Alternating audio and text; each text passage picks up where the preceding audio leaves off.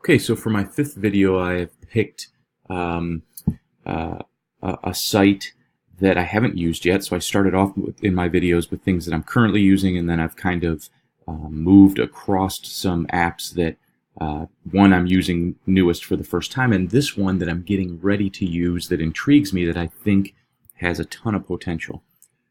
And it is called, I've registered for it, Newseum.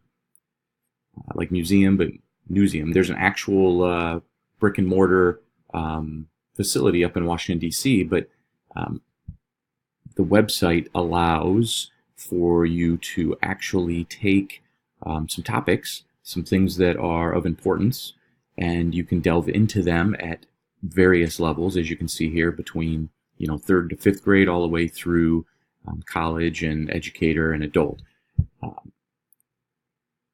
There's an awful lot that you can use here, and what I've done is I've taken this first topic, which I think is really important when we're talking about citizenship development, which is a big part of what we do in junior ROTC, and that's the fake news topic.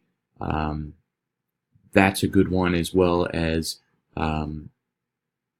free speech, constitutional rights. I mean, there's so much stuff here that you can delve into, and they've presented it to you in one kind of package that allows you to tailor and customize it for your class in a pretty cool way. Now, you can go and visit and actually take a class physically to this, but for each one of these topics, there's a virtual opportunity that has no limit. You can take, your whole class can participate. And so for the video, I've taken an example of free speech that I intend to present to my class. And the topic here is, you can't say that in school. And you debate court cases, and you learn about First Amendment protections. This is often misunderstood on what can be said in school, what can't be said in school. It talks a little bit about, freedom of expression. It's a really good way to get students thinking and talking and understanding topics regarding citizenship. So in this case, they actually provide you with the opportunity to do a virtual class. They also give you lesson plans.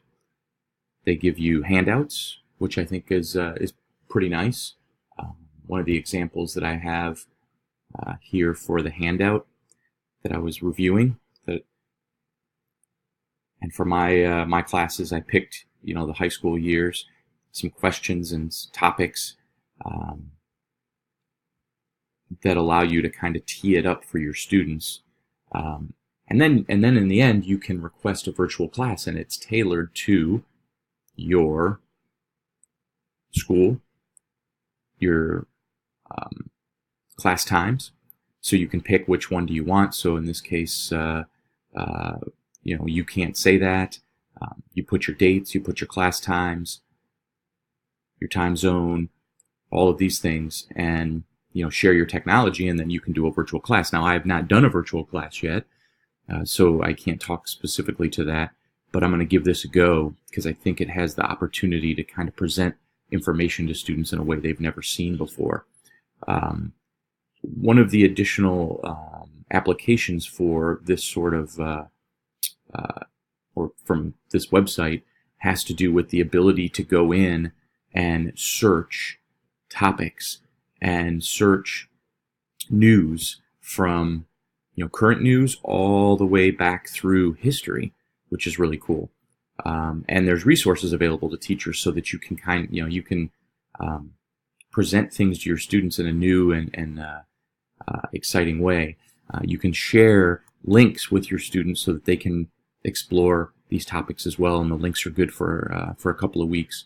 So this doesn't have specifically an app associated that I'm aware of.